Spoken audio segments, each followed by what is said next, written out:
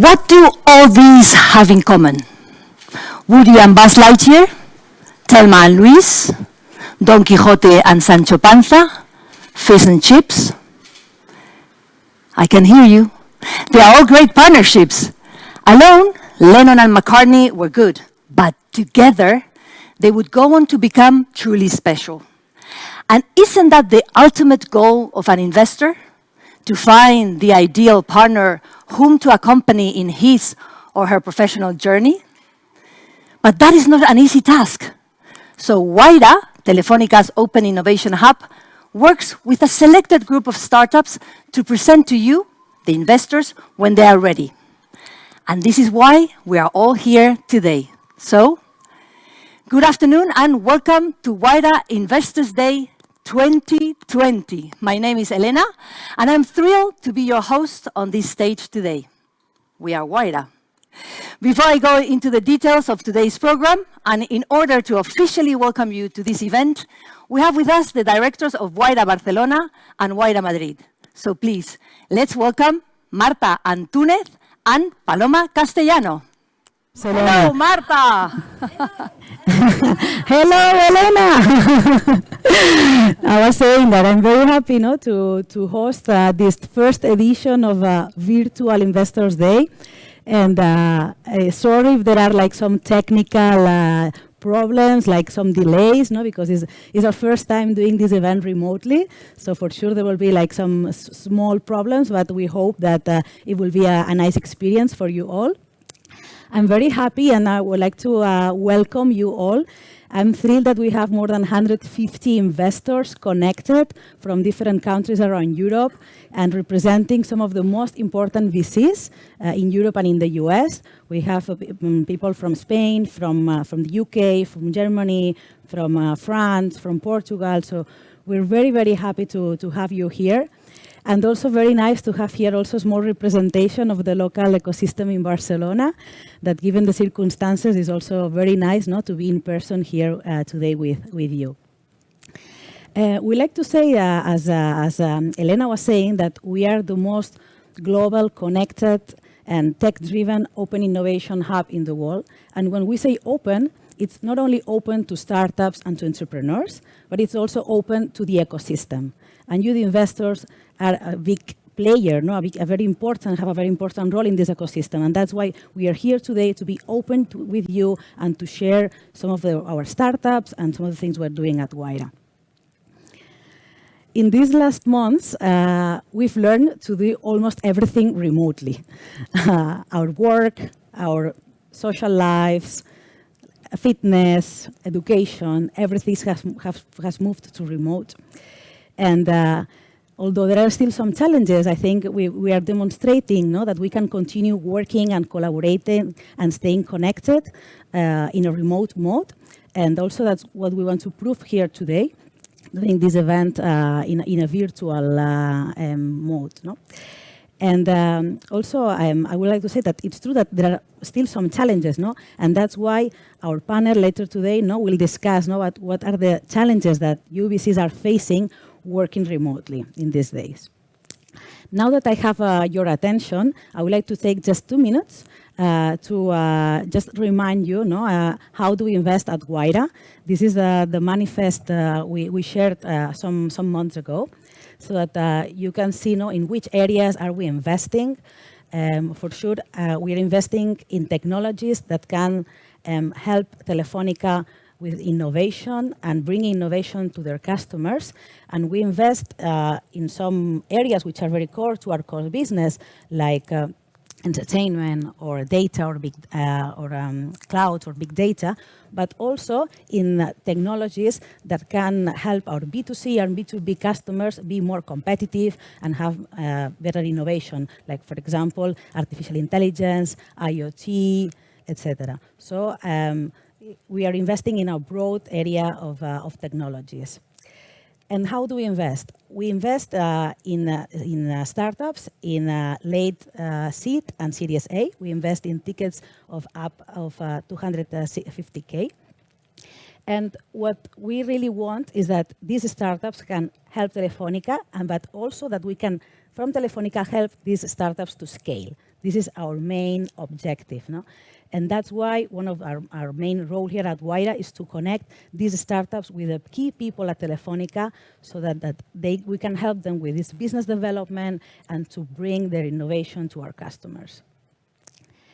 And lastly, as I said before, we are open, no? So we always co-invest with other VCs. You guys are the experts, the investment experts, no? So we want to be the strategic partner for you, for the startups, but also join forces with you that are the ones that can help also empower the entrepreneurs and scale startups at a global level.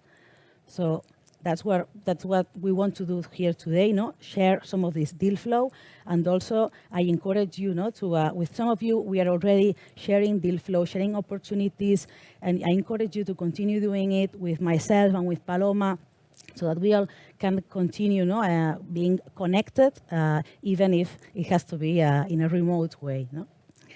And lastly, I want to say that when this remoteness, sometimes we tend to be a little bit cold and do like meetings and video calls like one after the other, but I think also it's important to find spaces like these ones to connect more in a personal way, find time to do like informal catch-ups and have like meaningful conversation. I hope that today it can be a good opportunity for all us to connect, to collaborate, and to network. So now I will introduce Paloma, that is in Madrid.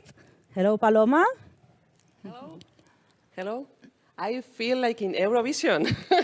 So 2 points. Hello, Marta. Okay, so thank you very much, Marta.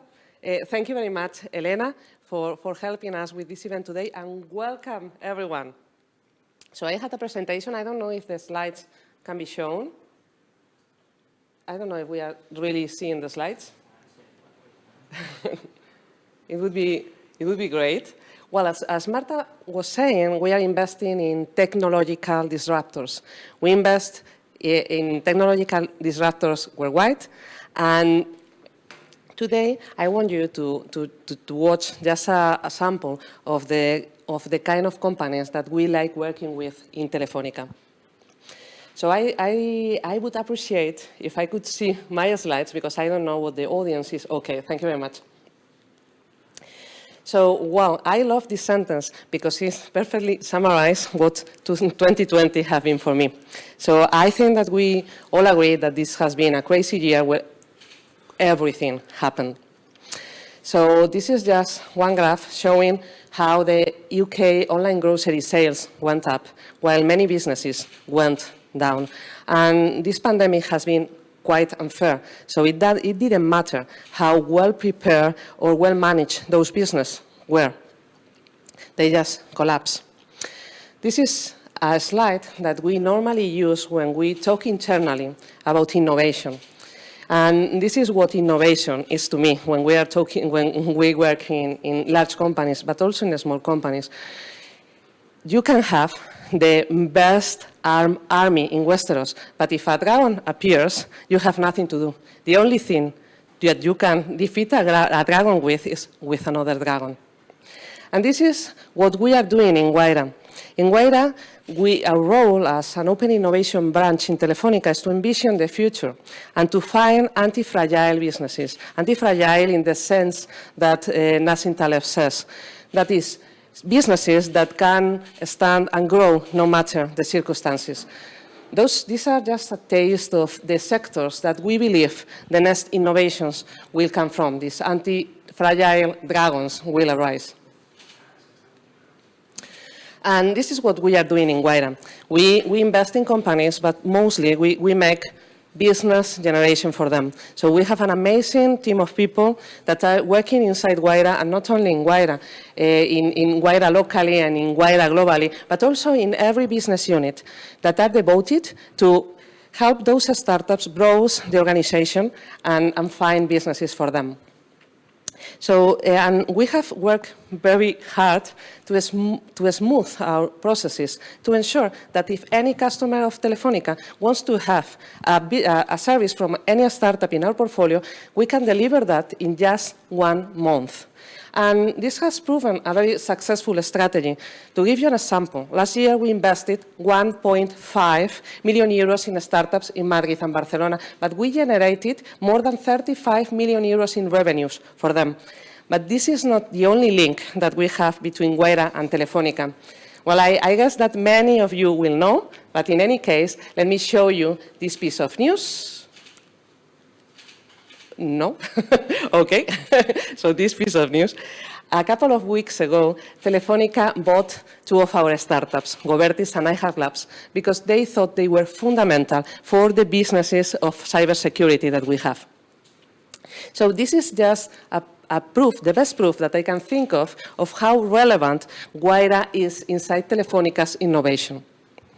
And well, I think that we have an amazing panel of people that are willing to share their experiences, and also our dear startups that want to present about innovation. So just let me finish with one thought.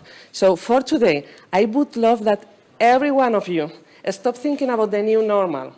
This is bad times, but let's stop thinking about the new normal and let's just think about the new. Let's just think about the future.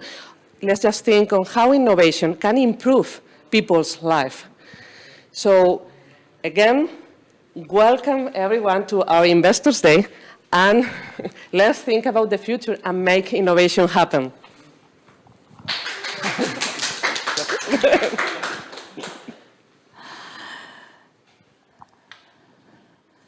Thank you to Marta and Paloma, Marta Antúnez and Paloma Castellano, the directors of Wayra Barcelona and Wayra Madrid. We'll be lucky enough to have them back at the end of this afternoon, at the end of the program. Now we're back here in this virtual stage in the cyberspace. We leave Barcelona and Madrid to continue with the program. Let me run you quickly through it, because let's confess it, nobody of you, just a very few of you, have read the program that we sent you in this lovely box in advance to your house with a lot of goodies, and with a box of, this is the best thing actually, so you can endure the afternoon, a box of sweeties. So let me quickly run you through the program. It's very simple, because as you know, we have a round table. We're going to discuss VCs working remotely. And for this round table, we invited 3 special guests. We had 4, but Lina Chong from Target Global, she couldn't make it. Due to a last-minute problem, she couldn't make it. But we have 3 guests. Then we have a pitching round of 8 startups. I will give you more details later.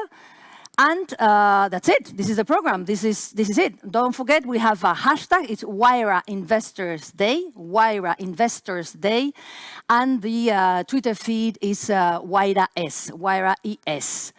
Okay, are there any questions? No. I know, I am very clear, I speak things really clearly. So, if there are no questions, let's talk about VCs working remotely. This is the title we've given to our panel. And COVID crisis and the lockdown period has forced VCs to change their investment processes. Digital scouting, virtual pitching, meeting founders on Zoom, or doing online due diligences.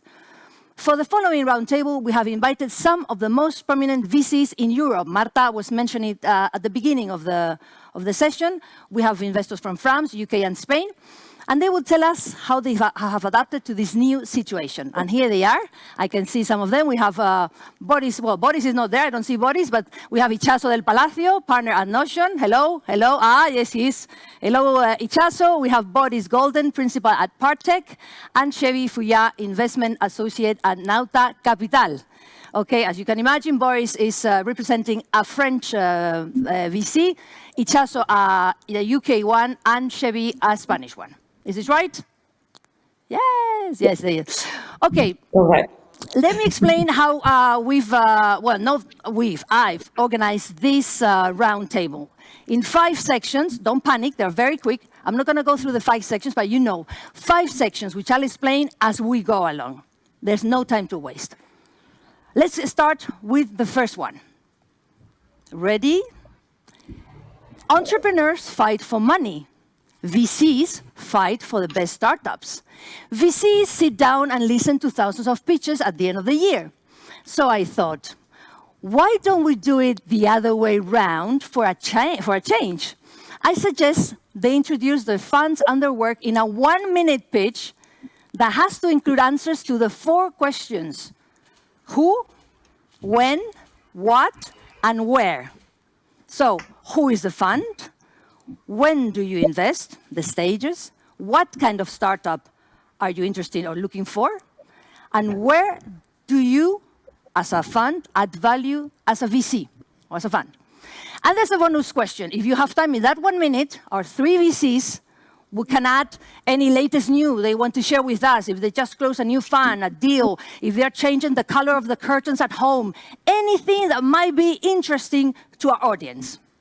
Okay? Are you ready, VCs? Sure. We're going to start for 1-minute pitch, which I'm going to seriously check with my phone, with Boris Golden. So your 1-minute pitch starts now. Yeah, hello everyone. So you know what you learn when you're a founder is that you don't need to play by the rules, right? So I don't think I intend to answer those questions, who, when, what, where. Quickly, Partech is an international VC firm with offices in San Francisco, Paris, and Berlin, and also in Africa. And we invest across, very different stages. We have a team dedicated to seed investment. I'm part of the seed team. And we have also a venture and growth team so that we can cover most of the stages of the growth of a company. So our thesis is that, the demand of funders and the need of funders across the stages are very different. And so that's why we've created, different teams, catering to the different needs of the funders. In terms of sectors, we are very agnostic. It means that everything digital can fit into the bucket, of one of our investors. You just need to find the right one. Personally, what drove me, to join VC and to join Partech is that previously I was a founder and I was loving, to mentor very humbly other funders. And I realized that actually the best job to do it on a daily basis and get paid for this is exactly that, venture capital. So Partech, our taste is, let's try to be as helpful as possible to the funders, as board members, as a VC with a big platform, without being too intrusive. Check 150K to 40 million. So pretty much for everyone. Boris, pretty good, but you took more than 1 minute and you know it. And in Boris' cases, he speaks faster than anyone else. I have no idea. But you set rules, but you have no way to enforce them. There is no countdown, so I have the countdown, and I didn't want to interrupt you, but you've done more than a minute, so I'm sure it's also. I don't see anything. No, let people set the rules for you. You have to practice a bit more. There, Boris. No, that's excellent.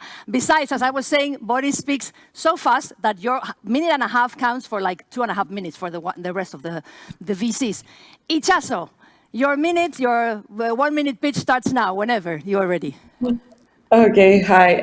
Hello, everyone. My name is Ichazo, and I am Spanish, but I am based in London. I'm a partner at Notion Capital, which is a B2B SaaS investor.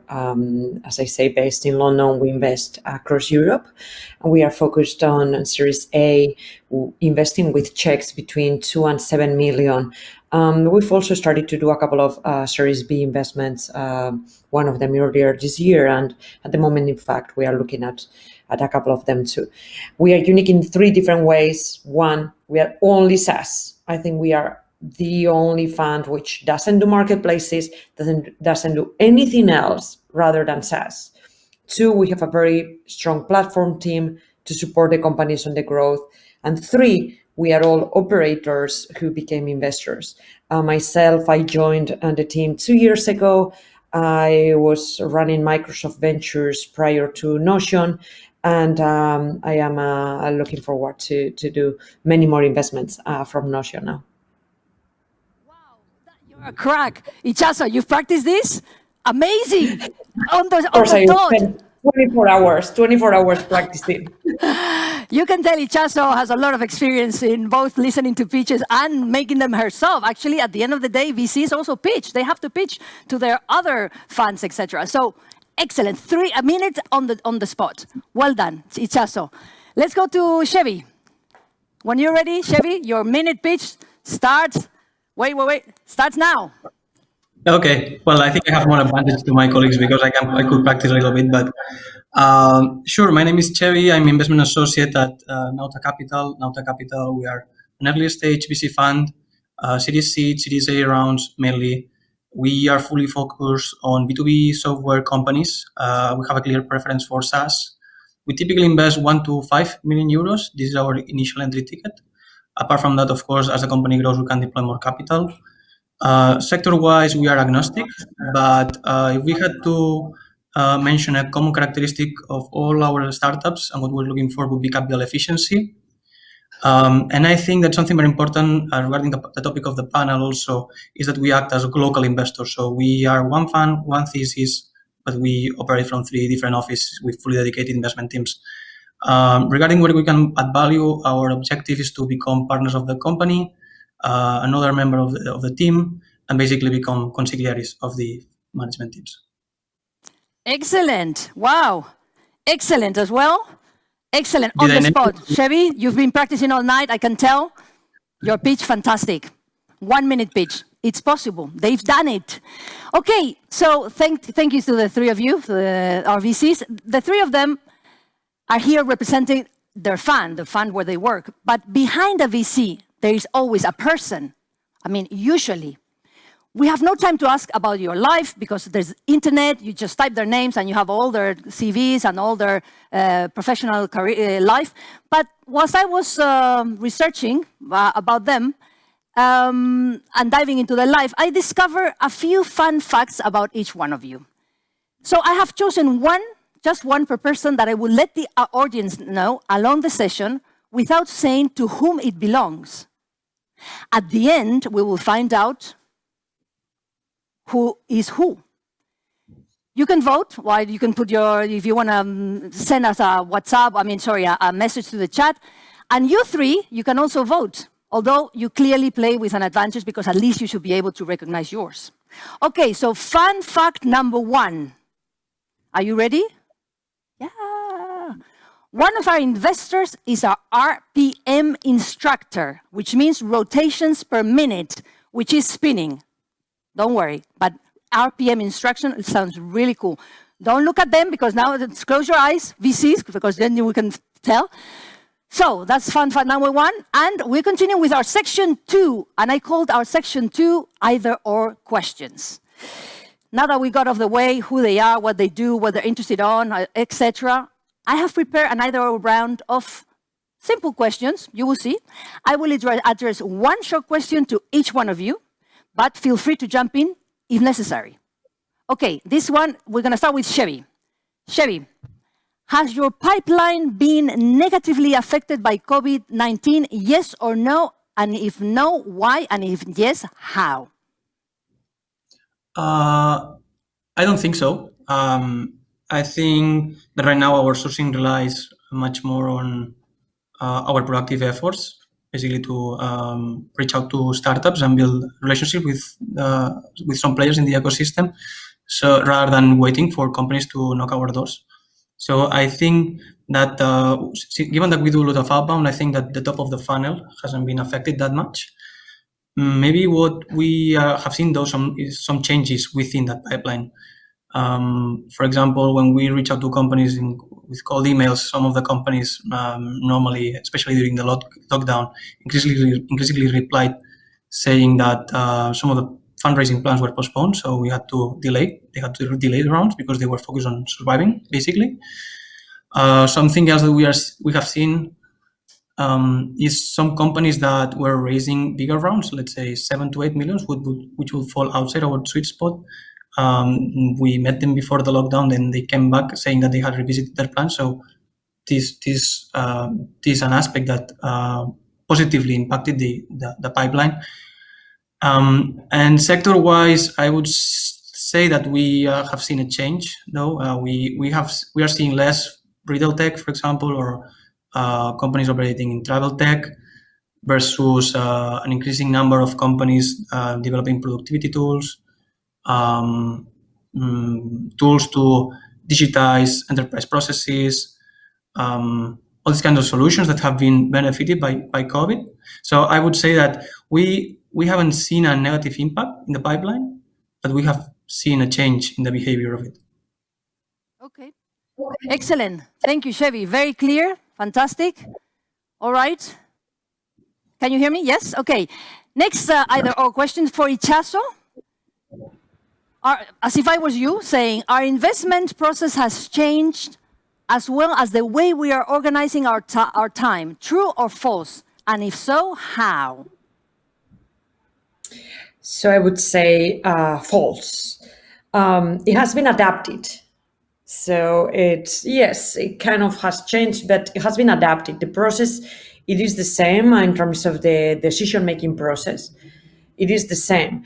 But probably, yes, I will agree. We are spending more time doing more calls with founders, trying to get more information and trying to get more comfortable online in a remote way with the team and with the information that we have.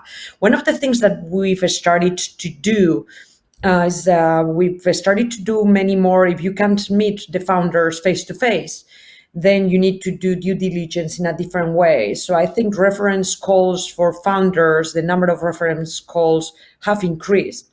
While before you could meet the founders and the team, right now calling people in their network and talking with many more companies that they worked on has grown. And I heard that some investors are even looking at social networks and what founders do in their spare time in order to identify a little bit what are their behaviors and so on. Okay. Excellent. Thank you, Chaso. That was very clear. Okay. Boris, last either or question for you. Are you ready? Has your firm done a fully remote deal? Yes or no? And how was the experience, if affirmative, or why not, if negative? Yeah, so we've done a number of remote deals. So I will speak for the seed fund of Partech because we have many funds. With the seed fund, I counted that we had done 10 remote deals. We closed 10 deals since we cannot travel. And having do full remote deal, we did 4 full remote deal, including one right now that is closing right now as a lead investor. And so those stakes are higher as a lead investor. Why is that? Because not being a lead means that typically you would join a deal where there is already a syndicate of investor, particularly a lead investor, having done most of the work. What is harder, which is very close to what Ichazo just described, is how do you gain a conviction as a lead investor without being able to actually meet the founders in person and meet the team? It's been super interesting to notice that it's actually possible, and the experience of both evaluating the company at very early stage and of building a relationship with the founders is actually, in my opinion, not so different, and so the experience I want to say was deceptively similar, for me at least, to what we used to do before. We're just having conversation on Zoom, doing workshop on Zoom, instead of doing them in real life. And because it's a very early stage company, you didn't have the need or the desire to come to the office. They have no office yet. And you need to feel the vibes, the employee and so on, because it's just super early and only a bunch of founders and 2 employees. So I would like to say it's probably easier when it's very early rather than when it's a grown-up companies where you want to speak and see the office. Okay. Excellent. Thank you. Thank you, Boris. Time for fun fact number 2. Are you ready, audience? Are you guessing with me? Well, I'm not guessing because I know the answers. Fun fact number 2. One of our investors has lived 2 years on an island working, but those who know him or her say he or she was probably surfing most of the time. Who could it be? Look at them. What do you think? Okay, we continue. The answer will be told at the end. This is a question, section 3, for everyone. You can, whoever wants to speak, let's start with Chaso. What is unique about being a VC in the UK, France, and Spain, and how is each country's regulations helping or limiting your work during COVID-19? Could you give us examples, anecdotes, best practices, experiences, do's, don'ts that you've done in the past months? I mean, personally, I can talk about the UK experience, right? Because that's what I am closer to.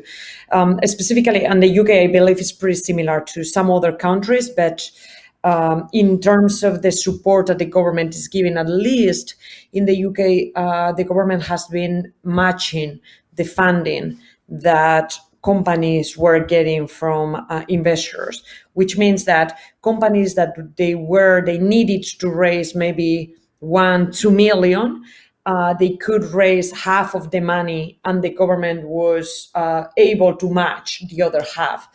And that benefits in several ways. Obviously, during COVID, it's more difficult to raise money, so you only need to raise a half of what you were intending to raise, and then you have a matching. And two, usually companies were getting maybe a little bit lower valuation, which means that if you get a little bit of matching funding, which is very well priced venture debt, let's put it this way, it's almost a grant, then the dilution is much lower. But that's basically what the UK government was doing. I would say UK is also unique in the sense that it is a pretty easy or the closest door to the US.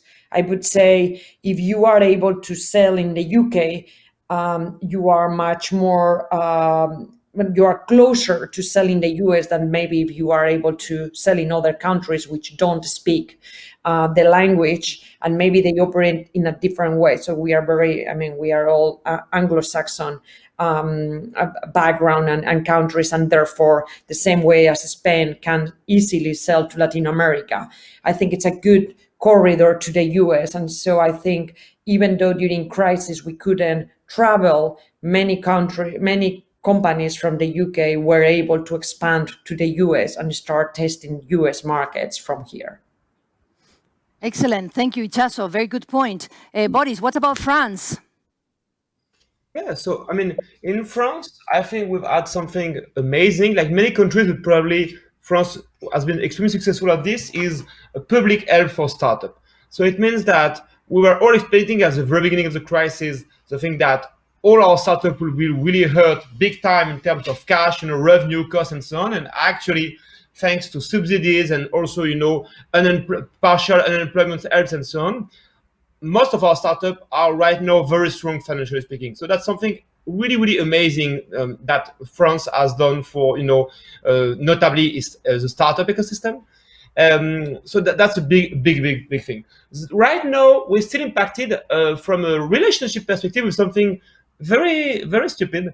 But very, very needed. But ultimately, it's much more efficient right now, I think, to work from home. Why is that? For example, if I was at the office right now, I would need to wear a mask, to protect my colleagues and myself from spreading the virus.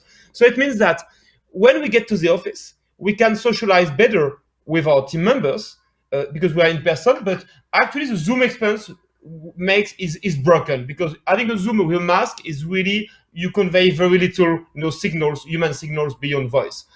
So it means that right now in France, it's much easier to work from home, I think, when you have a lot of meetings and calls, rather than doing it in person with mask. So that's a very strange thing, but that's the price to pay to protect the population. So I think it's a good decision. Excellent, Boris. Thank you so much. Let's talk about Spain then, Chevy. Well, actually, I can speak about Spain mainly, but given that we have offices also in the UK and Germany, I can compare a little bit Spain to what our colleagues over there are living. I think that the three ecosystems are very different, and we need to act differently depending on how each ecosystem behave. For example, in Spain, the way we think normally is, given that the ecosystem is not that deep, we normally prefer to look for the best teams and then see what they are doing. while our colleagues, for example, in the UK, what they are doing is understand better the sectors and the technologies, and from there look for the teams. Because otherwise you fall behind the competition. The best deals are always super competitive. Regarding the regulation, I think that we don't look that much into the regulation. So we do our job and we try not to feel impacted, nor positive nor negatively. It's just there. But what we have seen though is some of our portfolio companies that need to raise subsequent rounds, and other investors are participating in the rounds. There's a new initiative by the CTI has been launched, a co-investment initiative, and this is something that was born during COVID. I'm not sure if it was exactly for that reason, but it's there, and this is, I think this has been and will be advantageous for many of the startups. Excellent, Chevy. Thank you so much. We're running out of time, so let's jump into fun fact number 3. One of our investors used to be a DJ and practices snorkeling and inline skating. There you go. You have the 3 fun facts now. You should know. Just look at their faces. Shh, be quiet. Don't say anything. Okay. As I said, we're running out of time, so just a few minutes left. Let me put together section 4 and 5. VCs, if you don't mind. Section 4 was about changes which are here to stay after a few months working remotely. Well, we all know there's other new practices that we've taken. Paloma was mentioned it before, and Marta as well. We've done almost everything remotely. But if you could, guys, tell me one of the changes you think is going to, just one, if possible, here to stay. And then the last section was the tips or suggestions for VCs. If you want to, for entrepreneurs, well, I know that Boris was saying, I think it's a bit, I don't want to give any tips for VCs, though. I feel a bit overwhelmed with that responsibility. But there you go. So, Boris, yes, Ichazo is laughing, but he was a bit like, I don't know if I should dare. Hein? Mais non, mon Dieu, c'est horrible, ça. So, Boris, I know you didn't want to, but if you could give a tip for entrepreneurs or VCs and a change that is going to stay for good. Go ahead. Yeah, and I can do a third thing, which is bring a bit of controversy, because we say that it's not fun when all people agree. So I would disagree with something that has been said. Is that the best deals are very competitive. That's not true. That's not true. Not all the best deals are very competitive. Especially at very early stage, many of what will turn out to be the best deal in the future were not that competitive in the past. So maybe, an advice that I can give to investors for those who might need it is that, everybody speaks about being contrarian, but being contrarian in practice is actually extremely hard. And I have a hard time being it really. Being contrarian means that you might end up investing in deals that are not competitive at all, where most of your colleagues in other funds will explain you for the very good reason why they passed on the deal. So don't just speak or read people being contrarian. Being contrarian doesn't mean that you need to have fancy ideas, amazing ideas about things. It just means that you need to be comfortable with having a different opinion from other investors and ultimately betting on a company where nobody wanting to bet, maybe because you wanted to take the bet, maybe because you understood something that people didn't understand, or you see something. So I think that that's very important. As to a change that is here to stay, I think honestly, it's a very difficult question because, it's still a novelty, all this, remote work and all those things. And so stuff that are working in the short term right now for a few months, maybe a few years, might in the long run turn out to be detrimental, right? Personally, I think that the remote component, partial remote or full remote, has been evangelized to everyone. I think that most people understand it's possible. It might not be the ways they want to work, the way their company want to work, their culture, but I think that now remote, at least a few days a week, is something that in many jobs, and especially for VCs, for instance, people understand it's possible, and it doesn't mean that, you will lose your culture or whatever. Not saying it's easy. So I think at least this idea is here to stay, and the practice will be much more widespread, even if not all company will be remote for sure. That's because that's a huge change of organization and culture. Oh my God, I am exhausted. You speak so fast, and I thought I did, but you're better. I'm going to leave Ichazo till the end. I'm going to go with Chevy now. Chevy, tell us in half of the time that Boris has taken and half of the speed, your change and your tip, whether for VCs or entrepreneurs, if you wish. Okay, so I cannot reply to Boris. He's contrarian. Okay. Anyway, so yeah, my tip would be to treat companies and sectors highly benefited by COVID, similarly to the ones that have been impacted negatively. In the end, we have to understand that we are here for the long term and the long game. So we need to take our time to understand what are the driving forces and what are the underlying trends that have generated company revenue to increase. Because in the end, just because the revenues have surged or have declined during the lockdown or during these times doesn't mean that they will continue to do so. So this would be my tip. And the change that is here to stay, I would say that we have to be used to have less face-to-face interaction, and we need to be creative in new ways of approaching founders, and most importantly, how to show them that we are the right partner, and to build conviction and convince them that we are the right investor for them. Excellent. Thank you. Thank you, Chevy. Ichazo, the stage is yours. Your tips, your suggestions, your final message as a UK investor, but also as a Spanish person. Tell us. I think I'm going to start from the Change for Good, which is a fantastic opportunity for everyone like me who is doing B2B. So there has been a clear shift from big and small organizations to work on the cloud.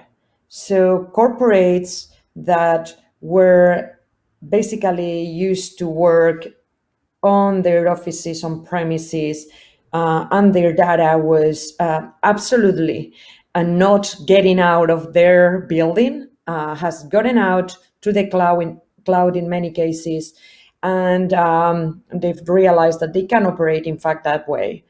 That means many of these people have been buying security staff, remote tools, online, and basically through their credit cards, and basically removing or many of their compliance processes that they had.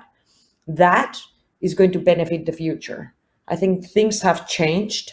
Many more organizations are buying online. Many more organizations are going to the cloud with their data, and they are going to be much more used to buy SaaS, and that will benefit our portfolio companies because they are selling SaaS. The sales cycles are going to be shorter, and so that is a good change that I think it will stay.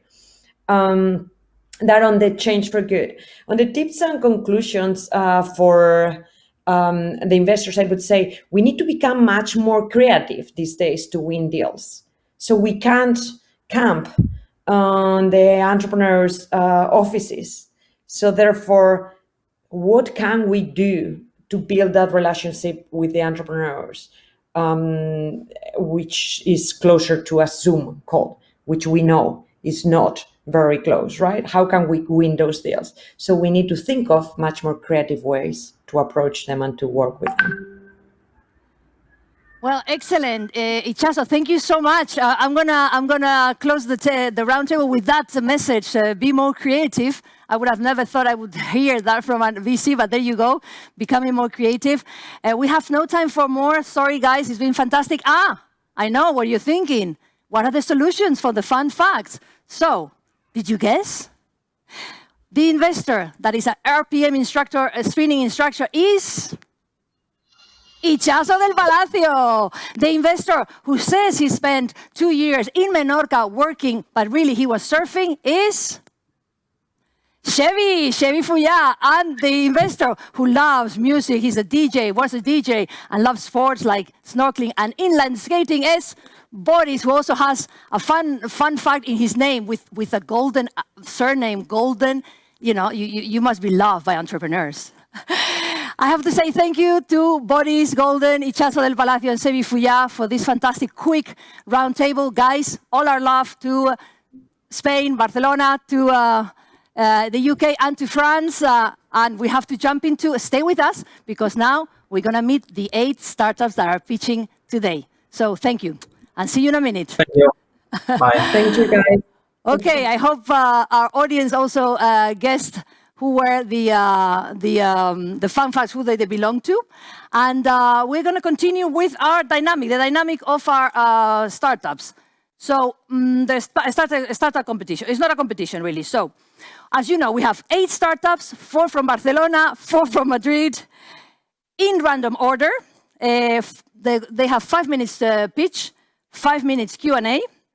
From the VCs, you must have received, you are in the WebEx, you have the Q&A, you can just send your questions, identify yourself, your name, say who you want to, well, obviously the startup that is pitching, usually. Identify yourself, send the question, and we will post it to them. At the end of each, at the end of the 8 pitches, you'll be able to network with our startups. Okay? Any questions? Is everything clear? Yes, yes.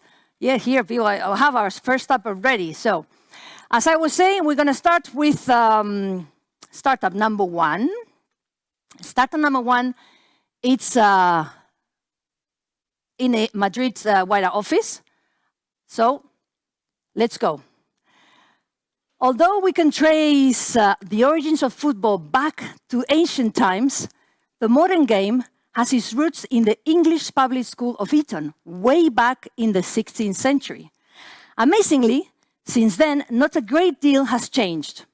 Our next startup is going to change the way we monitor, train, plan, and stay healthy whilst playing the game by bringing it an amazing piece of technology. Let's hear directly from them. He is with us, Ivan Contreras, CEO, co-founder of Humanoid. Hi. A lot of people think that football is a question of life and death. I totally disagree. I think it's much more than that. I don't know what happened when the people look this game.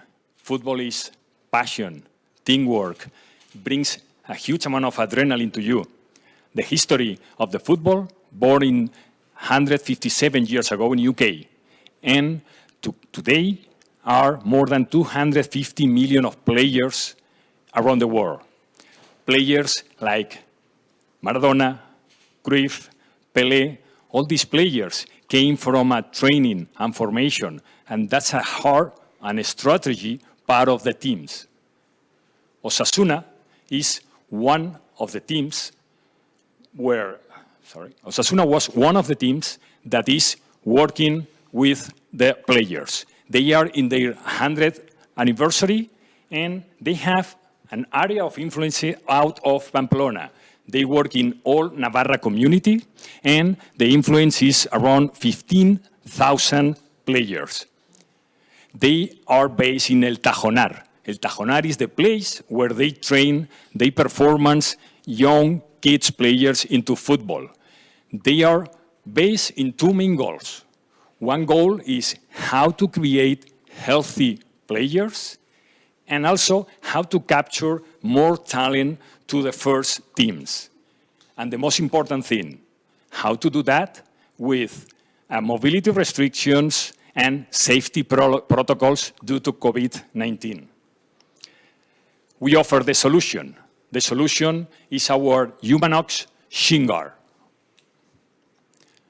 The Humanoid Shinguard is a carbon fiber and connect Shinguard based in our experience. The founders, we found a company called Carbures Dena Artificial, where we manufacture carbon fiber parts for airplanes, Airbus, Boeing, and Hyperloop.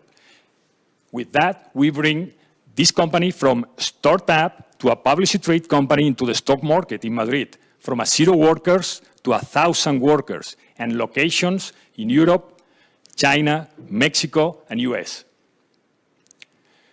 Also, the Shinguards are a connected device, an IoT device, and from there, you can have a huge amount of data, more than 40,000 data per season, per game, heart rate, speed, acceleration, temperature, all this data comes to you immediately. Due to this knowledge, we found many years ago another company called Moving. This is a company where we have 3,000 electric sharing motorcycles in 5 cities in Spain with more than 300,000 users at the platform. With this Shinguard carbon fiber and connected, we design and we patent all this product. And then we capture the first customer, Osasuna. And immediately after, we capture our new customer, Cádiz, another first team at the division in La Liga, Spain. With these two customers,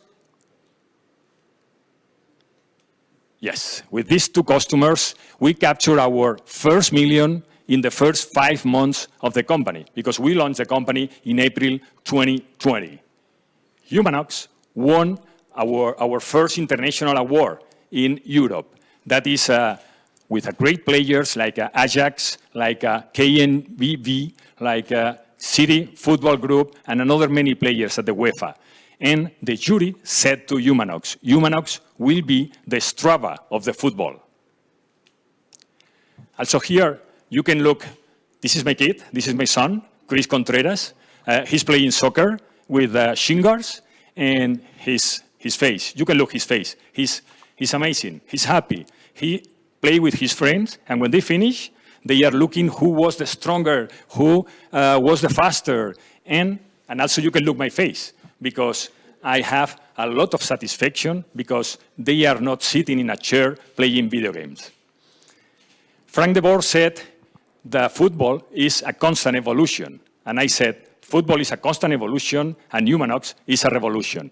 Thank you.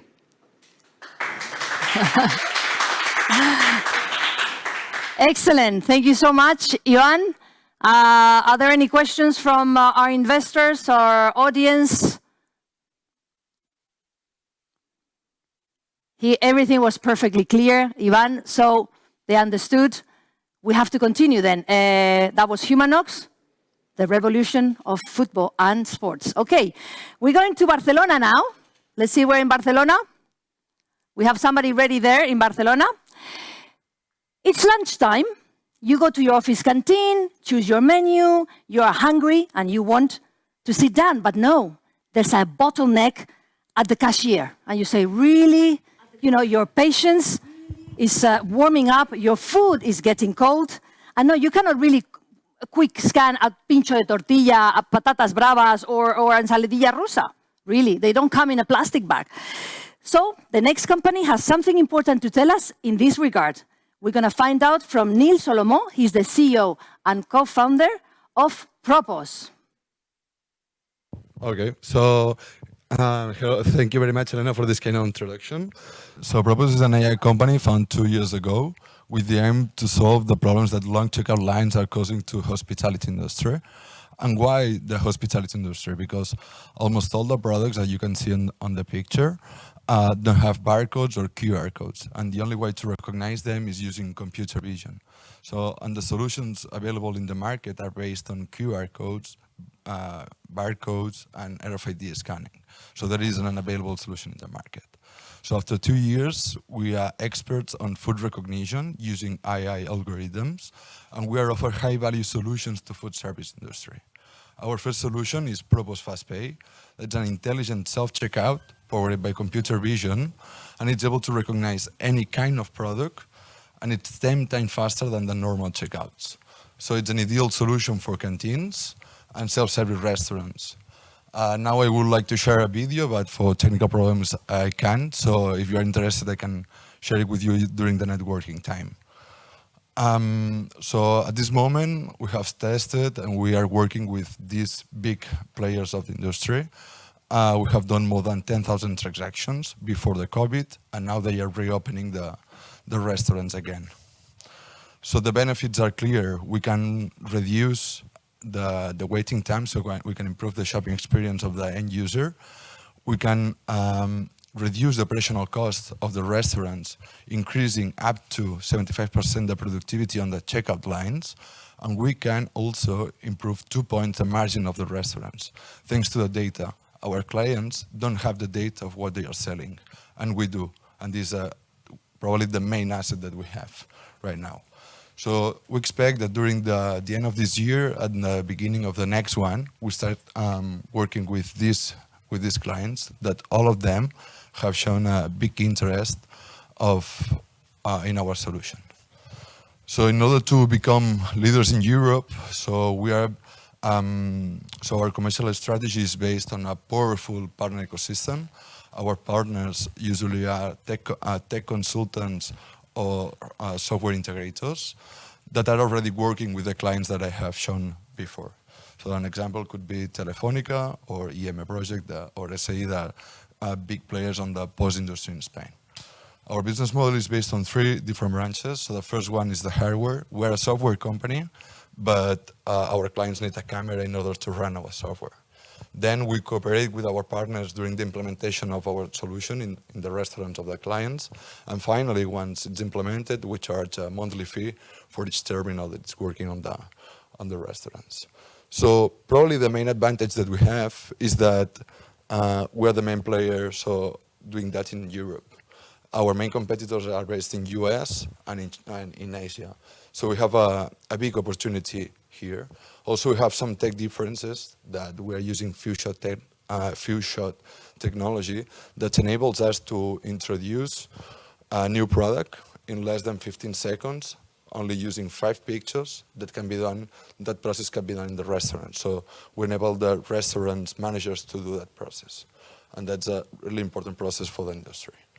So just very fast, taking into account our financial projections, we expect to reach the break-even at the beginning of the 2022 with more than 300 active terminals installed. So just we are about to close our seed round, about 800 keys. So 500 keys coming from private investment and 300 keys from Spanish public grants. But we are still looking for 100 keys more in order to close it. So I wouldn't like to finish without mentioning the team that is making this project possible. Almost all the team now is focused on the product development, led by Pau Vaquero, the CTO of the company, and also it's the other co-founder of the company. And also the advisory board, each of them with more than 20 years of experience in the food service industry and also in the AI, technology as well. So thank you very much for your time, and please feel free if you have any question.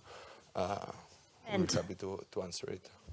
Thank you so much. Excellent, Neil. Sorry about that. We gave you a bit of extra time, as I'm sure you noticed. All right, they're telling me there was actually some questions probably for Humanox, for Ivan Contreras. There are some investors in Barcelona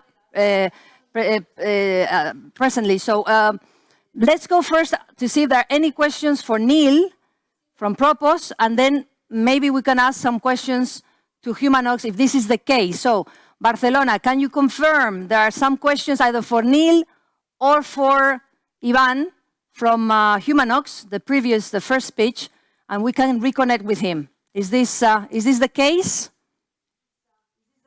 I'm waiting. See, is there any news? Yes, there's a question there. Go ahead. Thank you. Hello, Neil. Thank you for your presentation. I would like to know how long does it take to set up the system in the restaurant? Because I imagine that it's something that takes some time, and it's a key point to develop the system and go ahead in different restaurants. Yeah, it's a good question. So it's a key point on our operations. So it depends. So when we talk with big clients, so usually these big clients have different restaurant cluster. A cluster are those restaurants that share visual aspects. So they have the same visual aspects, the same products, etc. So we do that clusters and we implement first in a representative restaurant of each cluster. And implementation, so the first implementation usually takes 2 months. It's a long time, but during the first month we are taking pictures. So we do the data collection process that we say. We validate all the AI algorithms are able to recognize all the products. And then the second month, we're validating in situ that all the transactions are done successfully. Once this period is done, we can roll out the technology to the rest of the cluster so fast. So we can implement the solution. We already know that we are able to recognize all the products that this cluster has, so the implementation is super fast. can you speed that for other customers? Once you do it, once you did it in one customer, can you replicate that in other customers? Or each customer is necessarily 2 months? We can replicate it, so it's not a problem. But so we have to be sure that the technology is able to recognize all the products. So I know that the Coca-Cola, it's the same here that in, I don't know, in Munich, in Sao Paulo, I'm seeing some cities here around, but so a dish of food can be different. Or for example, there are other elements that can influence on the image recognition, and we have to validate that. But in theory, so once we recognize one product in one restaurant, we're able to recognize it in any restaurants. Okay, thank you so much for those questions, Neil. Are there any more questions for Neil, for Propos in Barcelona, either for our VCs or from the questions in the chat? Remind you that you can actually write your questions with your name or without it if you want it to be anonymous, and send us your questions through the WebEx, through the chat. You have very easily, we'll receive it and pass them to them. I have received one for Humanox. Sorry, we're going to go back to him because I was too quick to pass on to the second startup. So are you ready, Ivan Contreras in Madrid? Yes, I agree with Paloma Castellano. This looks a bit like Eurovision. Ivan Contreras from Madrid. You're there? Here he is. Ivan, Hi. okay. Hi, how are you again? Fine. The question for you is, how does the tech in the Shinguard survive impacts received during football? Oh, wow, that's good, because the carbon fiber is not just a lighter material. It's one of the strongest materials into the world. And it keeps the impact of any player inside, and also the technology inside the electronics can have the power of the impact into the material. And we can show to you in the app or the web. That's totally protected with the carbon fiber. Okay. Excellent. I don't know if there are any more questions either for Propos or Humanox. I'm going to wait just in case, either from our VCs in Barcelona, our VCs virtually connected around the world. I think there is another question. Thank you. Neil, let's see. Thank you. Neil, let's see. Hi, I have a question for Ivan from Humanox. For Humanox. The question is the following. I would like to understand if the key feature of the product is within or he detects that is better the hardware or the software. So what's the key differentiation of the product? How it protects the player or the data that it gathers? I assume that the key fact here is the information that it gathers. And if that's the answer, I would like to understand why collecting this data from the Shinguard would be better than other places, like for example the football boots or something. That is something that the players are always using, because sometimes for trainings and stuff like this they don't use the Shinguards. Thank you. Thank you. Yes, the Shinguards, first of all, the Shinguards every time, not just for game, is a mandatory for a game, but also a lot of teams for training. That's another mandatory inside, and that's the best thing to adapt something, because any other material, any other T-shirt or whatever is not allowed to play a competition. That's one thing. And the key technology thing, or the key thing of the add value of this is, do you remember when Steve Jobs said with an iPod, you can keep here 500,000 of songs, and was amazing? You can keep here all your life about your football sport, and you can check whenever you want. Okay, excellent. That was a very good impersonation of Steve Jobs. Ivan, there's another question for you, for Humanox. You receive me, Ivan? Yes. Yep. What prevents others from copying you?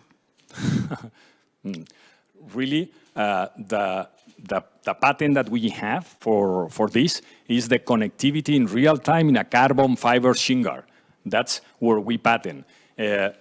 Anyone can do this, but the information, the data, the treatments, the algorithms that we are designing now, that's much more difficult to copy. Okay. You happy with that? A lot. Excellent. I don't know if we have any more questions for either Propos or Humanoid. Sorry for the jumping from one to the other. I promise the next ones will be done properly. Anyone in Barcelona wants to raise their hand? Let's see Barcelona. Neil, are you happy? Is there anything else you want to add? Because you had a bit of confusion with your presentation, and I apologize for that. No, just that. So if someone wants to go in detail, I will waiting on the networking space, so to share the video and whatever information they would like to know. Excellent. Thank you to Humanoid in Madrid and to Propos in Barcelona, to Ivan Contreras and to Neil Solomon. We're going to continue with our third startup. Our third startup, which is going to present virtually, if I'm not mistaken. 2020 hasn't been a great year for most of us, but we actually live in a richer, safer world than ever before. Did you know that? So what's bothering us, COVID aside? GeekWire has published a list of the most common first world problems. Misplacing airports is on there. Atención, bad tasting fruit. Phone battery low. But the runway winner is poor Wi-Fi speed. Yeah, believe it or not, the more we build networks, add routers, have multiple devices connected to them, the greater the issues and loss of performance. Our next startup uses cognitive hotspot technology to optimize Wi-Fi performance and increase it up to 5 times. Let's find out more from José González, CEO and co-founder of Galgus. There he is, José. Nice to see you again. Hi, everybody. Your 5 minutes, José. Okay. We are going to present the future of affordable, high-performing Wi-Fi. Next slide, please. Internet service providers are losing millions on over-expenditure purchasing Wi-Fi equipment from proprietary Wi-Fi vendors. Wi-Fi vendors, they offer vendor lock-in products, which are not compatible with other vendors, and that leads to high price and lack of flexibility. Innovation is only in the hand of the Wi-Fi vendors, leading to very strong dependency from internet service providers. Next slide. According to Gartner, last year, $7 billion were spent on wireless LAN infrastructure. Next, please. Next. Vendors made one back, please. Vendors made 6.143 billion out of the 7 billion. That's almost 90% of the profit is made by the Wi-Fi vendors alone.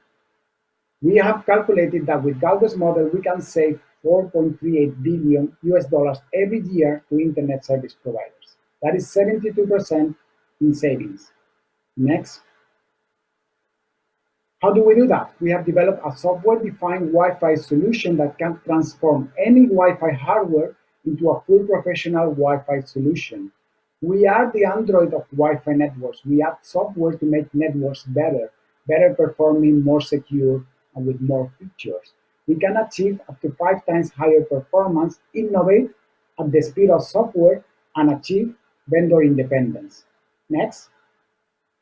Our architecture converts Wi-Fi devices into intelligent devices by adding software to them, and we have a full system in the cloud to manage and monitor those devices as well. Next. Next. Oh, one back, please. The software we add is like apps that can improve optimization of the network, management, security, analytics, and even location analytics over Wi-Fi. Next, please. The market size is $7 billion, growing at 6.3% up to $9 billion in 2023. Next. Our revenue model is to sell the software as a service to internet service providers and system integrators who then can buy Wi-Fi hardware from commodity Wi-Fi vendors. Next. Our competition, if we look at strong performance and features for enterprise market, we find companies like Cisco, Ruckus, and Aruba. On basic performance and basic features, we find companies like TP-Link, Netgear, and Asus on the left column. These are all proprietary hardware and software all together. If we look at software-defined players, we find already a few players in the basic performance and features, but no player that is having the whole strong performance and features that are needed for the enterprise market. Next.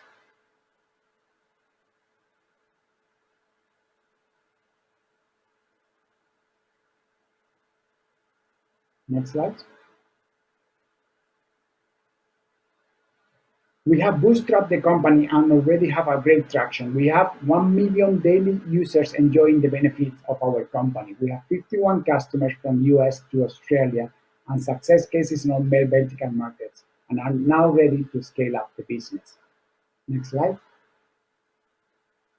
We're going to show some examples. For example, 1,300 airplanes worldwide fly with our technology today. Next slide, please. Telefonica, one of the largest internet service providers of the world with presence in 16 countries, selected Galvus for professional Wi-Fi services last year. Next, please. Icomera is the market leader for Wi-Fi on board trains, and they selected Galvus, and we have already 2 deployments in the UK and US. Next, please. We have convention centers from the Barcelona group. Next, please.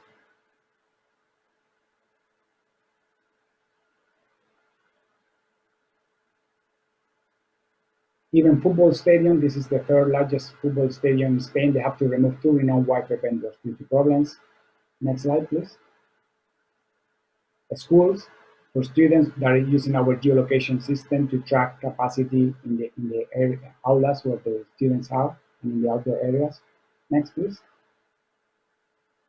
ADIF granted us a RFP this year to provide station Wi-Fi in Barcelona, Sants, Girona, and Zaragoza. Next, please. Iris Mobile is working with us to provide street lamp Wi-Fi for connectivity and location analytics. Next, please. And Ethiopia Telecom 3 weeks ago granted Galvus a Wi-Fi tender among other 11 bidders, such as Cisco, Huawei, and Ruckus Wireless. Next. Jose, we ran out of time. Your 5 minutes are over. I don't know if there's much more that's left. If you want to send a final message. What we're saying is basically that that is a great traction, great technology with 5 patents, and we are closing around now 3.75 million in September this year to scale up the business quickly. Okay, thank you, Jose González. Before we go into Jose's questions or Galgus, any questions for Galgus, let me remind you of 3 things. You can do the questions, you can send them through the WebEx. You know, we have a chat there, send them if you're, you can either send them and we'll read them, or if you can join and you can ask the questions directly. We'll just give you the connect, open the mic and the video for you if you want to ask our entrepreneurs directly. You can also have the chance at the end, I will explain it later, at the end of this pitch session to have some network session with them. But don't be shy. If you want to send them in writing or do them in person, you can do that through WebEx. You can also ask our investors in Barcelona, just raise your hand, let us know. Remember, those of you who are joining us all the time, to mute your microphones, the audience, because sometimes you connect, you forget to mute it. We can hear a bit of noise in the background, okay? And remind you that we have a hashtag, Wayra Investors Day, Wayra Investors Day, and the feed in Twitter is at Wayra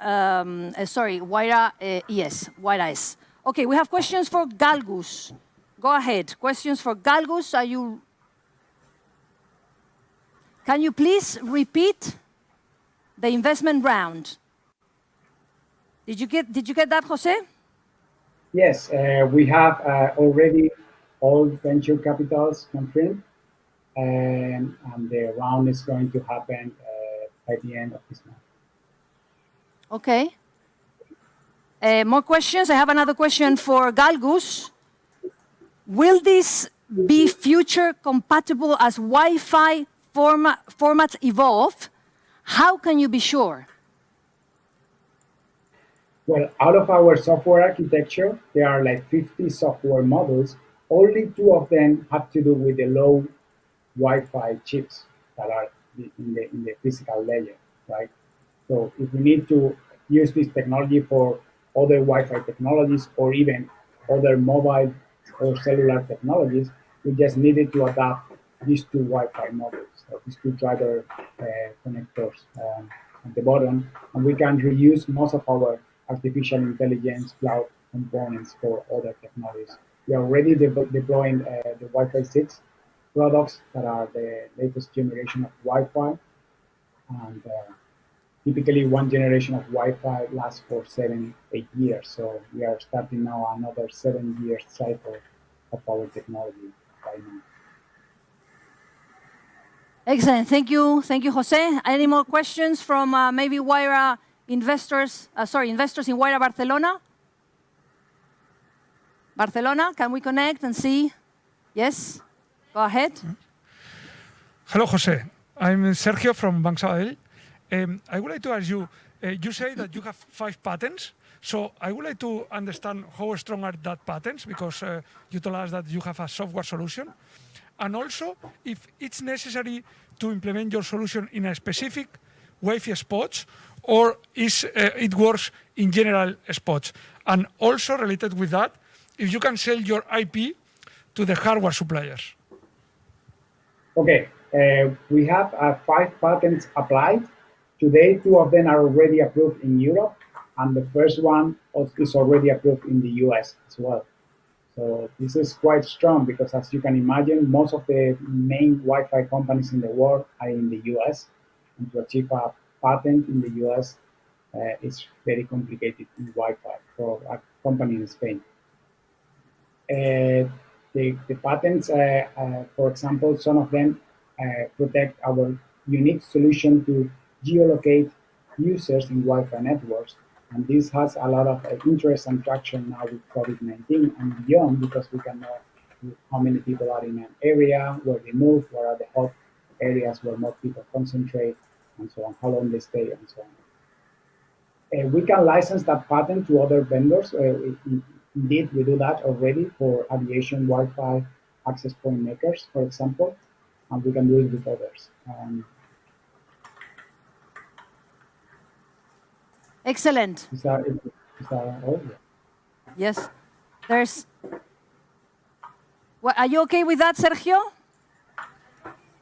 Yes. Yes. Thank you, Elena. We have another. I didn't recognize you with that Part mask. of the question. Sorry. Yeah, we can use it in many devices. It's not all devices. There are some minimum hardware requirements that we need to fulfill.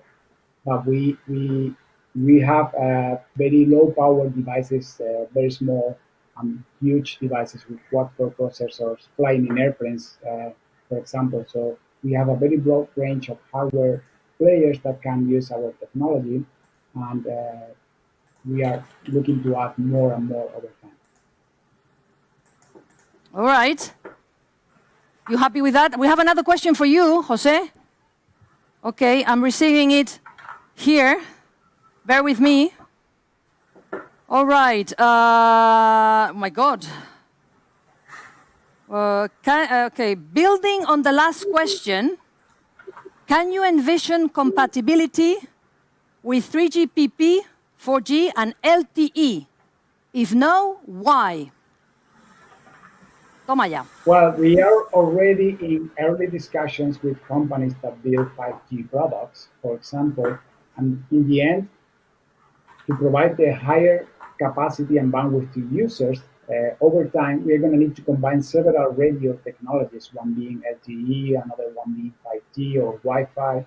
So it's already a need in the market in the near future to have a technology that can orchestrate between those technologies and manage resources in an intelligent manner. So we are already in discussions of this kind of companies, because adding all management of Wi-Fi over software without having to add dedicated hardware is a huge plus for this kind of multi-radio technology equipment. And we are looking to expand it obviously to 5G, for example. Some of the features of location are of great interest to them. All right. I think that's enough, Jose? A lot of questions. Okay. We have to say thank you to Jose Gonzalez from Galgus. I'll see you soon, Jose. Stay around for the networking session. Okay, we're going to jump we're going to continue with Startup 4. In every job that must be done, there is an element of fun. Find the fun and snap. The job's a game. Yes, that was Julie Andrews in Mary Poppins. Well, sort of. Who has dreamed of having Mary Poppins in the home? Someone that always knows what needs to be done, even before you do, and then magically does it. Our next startup is bringing the digital equivalent of a Mary Poppins into homes. They bring innovative technology at people's service to solve people's real problems. So every task you undertake becomes a piece of cake. La-da, la-da, it's very clear to me. Well, let's see it and hear it from Jose Murillo, co-founder and CEO of Sophia Things. Jose, what a singing, my God. Yeah, that was the worst introduction they've ever done to you. No, perfect. I was thinking hiring you. Nice, thank you. All right. Yes, let me start. 5 minutes. Okay, let's go ahead. Yes, it was my 9th birthday when I was given a magical thing, something that will change my life forever. It was a computer. Go back, please, to the previous one. Yeah, sorry. Yeah, it was a computer. Since that moment, I did spend many nights and days programming, soldering, hacking my parents' home. Yes, I have to recognize I was a computer nerd.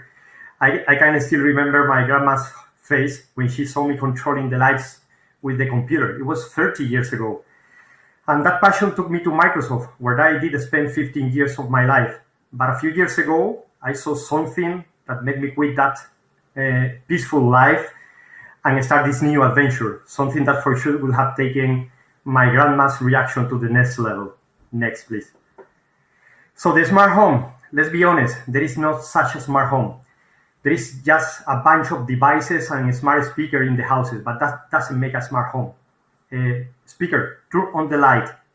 Now go back, please, to the previous one. Speaker, turn on the light. That's just adding voice to something that was able 30 years ago. That's not smart. This is not what people are expecting. So things like, hey, this is your own home. Please call your mom. She may be walking. She has been walking slowly today, and she hasn't eaten yet. I've been analyzing your energy usage, and I think that I have some suggestions. I will send you an email. Or things like, hey, I see that you're leaving for the weekend. Take care. I will take care of your home. I'm starting the home simulation program. I will call you if there is anything wrong. This is the real smart home, the real intelligent home. This is how we call it. And artificial intelligence is in the middle of that. It's what makes it possible. So we have developed this virtual brain device that hosts this artificial intelligence that is able to sense, to learn, and to act autonomously and proactively without receiving any command. So that was the vision that I had 3 years ago, bringing artificial intelligence to the homes. And believe me, this is a totally game changer in this area. Next, please. So yes, the Cambridge Dictionary defines intelligence as the ability to learn, to understand, and to react. Sophia is for sure the classical archetype of the human nature, the prototyping caring mother. So this is why we are unveiling today the new branding of the company, Sophia Things. Sophia, software, artificial intelligence, and things, because this is what humans do. Next one, please. So can you imagine your day receiving message from your home? WhatsApp conversation from your home? Hey, your daughter just got home. Are you leaving? You forgot your bedroom open. Everyone just went to bed. Things like that. I think that technology has to be extremely easy. This is the only way to reach mass users beyond the tech-savvy population that smart speakers are reaching. So do you still like smart speakers? There's no problem. We integrate with them, but we make them really intelligent speakers. So for us, chatting with your house, making it really easy is very important. Next, please. So technology is in the center of the home. We are basically learning from the daily habits, and using our super sensors in every room of the house, we are gathering a lot of information to do this self-learning and the acting. So does it sound like Big Brother? Absolutely no. We take privacy and security very, very seriously, and this is why we decided not to build any audio or video recording in our sensor. So having our users' trust is key, and we have to respect that. We enable some scenarios, like, for example, hey, your dad has been in the shower much longer than usual, and in order to enable that, respecting our elderly privacy without any wearables, without any cameras, we needed to develop those sensors. Next, please. Yeah, probably within 5 years, you will have only 1 or 2 bills for your home. There is a consolidation of service providers in the home. We are seeing companies like Telefónica, for instance, purchasing Prosegur, Google investing in ADT, Amazon investing in solar plants. So we think that probably in the future, again, there will be just 1 or 2 companies, and we are giving them the sword for these battles.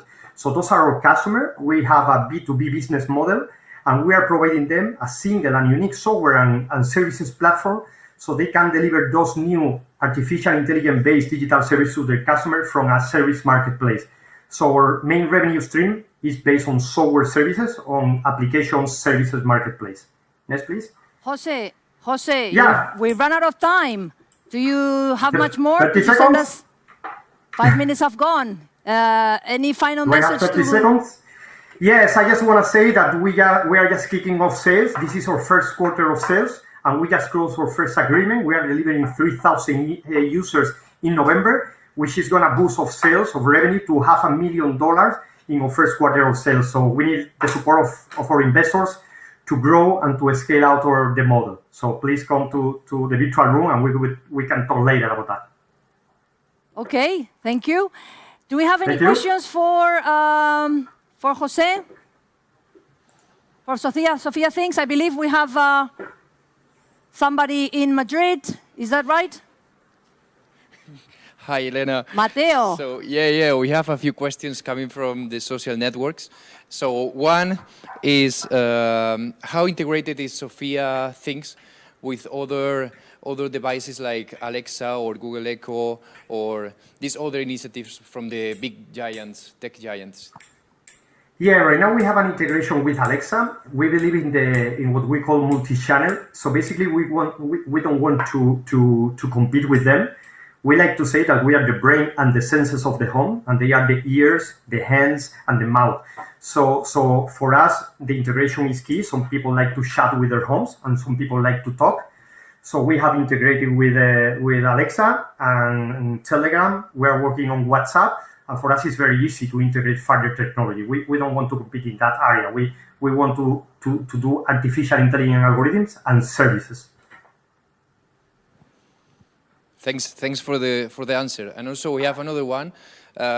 So is the society and the people ready for this kind of technology? Because we know that the geeks and some of the people connected now, they will love it, but it's like our grandmothers, mothers, cousins ready for that? Yeah, I think so. This is one of the key that I was mentioning. Technology has to be really, really easy. This is why we decided Telegram.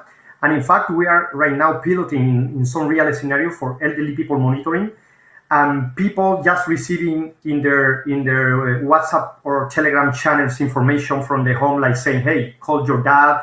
She just woke up. She didn't shower today." This makes this technology very useful, and we are getting very nice feedback. We don't believe in technology for the sake of it. We want it to be really easy. Excellent. Thank you so much, Jose. Jose Murillo, I believe we don't have, thank you, Madrid, for sending us those questions from the social network and from the WebEx chat.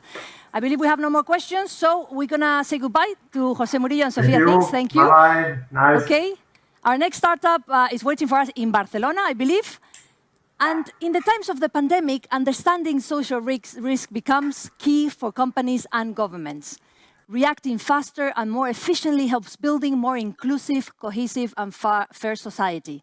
Of course, one thing is measuring quantifiable data and quite another qualitative data, opinions, needs, intentions.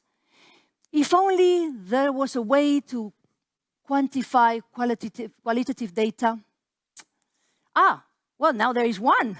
Using AI, the next company can transform any text in any language into actionable insights. And everything I just said is exactly 100% true. To tell us everything about it, let's welcome Ivan Caballero, founder and CEO of CityBeats. Ivan. Thank you very much, Elena. Amazing introduction. Hi, everyone. I'm Ivan Caballero, CEO and founder of CityBeats. CityBeats is an augmented analytics platform providing social leading indicators to companies and to governments so they can react faster and better to people's needs. So let me start with a flow, showing a flow of the information in the society.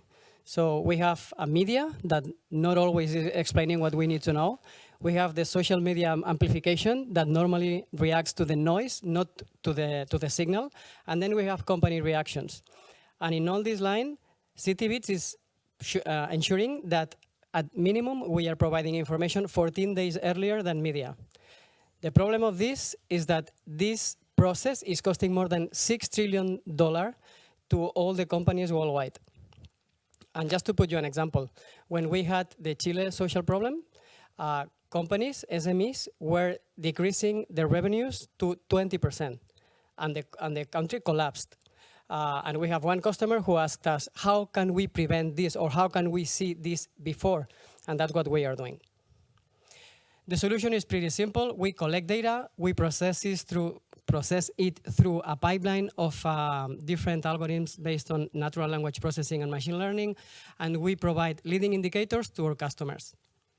In terms of data, we are connecting to millions of data units per day from more than 100,000 public information sources in any language and in any format.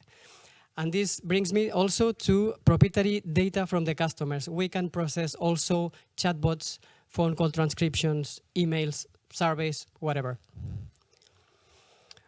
We are developing a technology in order to become a domain specialization in social risk understanding, and we are focusing our efforts in 3 aspects. First is structuring AI. We can structure any type of data in totally customizable categories in any language. Second, balance. You know, 70% of the data in internet in Latin America is written by men. So if we take this for granted as is normal, we have an under balance in gender, for example. And third is weighting it. So for example, identifying intents in all the information. Sentiment is not enough, it's like a flat insight. If we can, for example, identify trust, confidence, or bad reactions to political decisions, that's how we can weight and provide an insight based on the data. And this is an example of our platform. So you can create a model in minutes. Just you create your categories, then you can create some seed words, and the system starts learning based on the data that is collecting. Then through an input API, you can see any type of data. You can create a representation of the data in order to answer what you need to know. Some use cases. We are working with CaixaBank, the 3rd biggest bank in Spain. So they can transform social indicators, like, for example, perception of hygiene of a neighborhood, in order to enrich their risk models for restaurants. In this case, we are improving their algorithms in more than 4%, meaning that it's impacting in 24 million euro of savings for them. Another example is Inter-American Development Bank. We are working with them in order to identify problems, social problems about the pandemic, so they can identify better investment opportunities and also the impact of the investment in the region, in more than 26 countries in Latin America. We are planning to become the global standard for social risk measurement, and in our pipeline is included generating transfer learning across projects, generating predictive models, and becoming like a federated analytics standard for text. The market is huge. Probably you know it better than me. We are positioning ourselves as an augmented analytics platform, and we are focusing mainly two industries. One is financial services, another is GovTech, and this is a total addressable market counting Japan, Latin America, and Europe of more than €1 billion for us. In order of competition, we are comparing ourselves with Data Miner. You know, it's an American company, more than $100 revenue per year. Yep. Our business model is based on B2B software enterprise. We are basing the cost of our license based on the volume of data processed and licenses. Average ACV is around 60K, time to close a deal around 3 months. And we are approaching our go-to-market strategy is based on 2 angles. First is direct to banks, national governments, multilaterals, and partners. And also, we are creating joint solutions with big partners like Accenture, Entity Data, or Everest that are building value-added services on top of our platform. Okay, Ivan. Today, we Ivan, we run out of finishing. time. One second. Okay, last message. 850 in ARR. And we are looking for a lead investor to our Series A. We are looking for 4 million, 50% already committed. And that's all. Thank you very much. Excellent. Excellent. Thank you so much, Ivan Caballero from City Beats. Do we have questions, for example, in Barcelona, now that I see the room for Ivan? Otherwise, we have a question here. There's somebody. Sergio, non-stop. Sergio, non-stop. Give this man a coffee. Give this man. Sergio, you're going to need to open this. You know, the sweets. Go ahead. It's amazing what you do, but I would like to understand which are your competitive advantage, because you say that you are better than big monsters like data miners, and also that you can understand all the languages, and that it's very, very difficult. I mean, because it's not only syntaxes, if not to understand what are they saying. So, can you explain why you are better than your competitors? Yeah. Maybe it's not that we are better than data miner. Maybe it's that we are a domain expert in a place where they are not approaching. And in terms of technology, we're combining natural language processing, that you know that it's like a very traditional approach to understanding everything through big dictionaries, let's say, simplifying it. And then we are combining this with machine learning. So once we use different NLP algorithms in order to identify some attributes of the text, we let's say, generate some graphs based on the text that we are using, and we are transforming the words into numbers. So language for us is totally secondary. And then we are generating through different algorithms some insights that are understandable for the recipient. So we don't need to understand everything. The reality is that we don't need to understand everything that everyone is saying. We only need to identify which are the relations between the words and between the concepts, so we can extract an insight. Like, for example, geolocation from text. We can identify that if someone is speaking about the Ramblas, this is in Barcelona. Like, for example, the intent. If someone is criticizing the city council, we can identify this not based on dictionaries or previous trainings, based on how people is speaking and how our algorithm has learned from other models. Thank you. You're welcome. Sí, perdona. Sorry, I'm talking in Spanish. They're talking to me in Spanish through the headphones. There's another question similar to the one that was posed before. Can you repeat the investment round, please?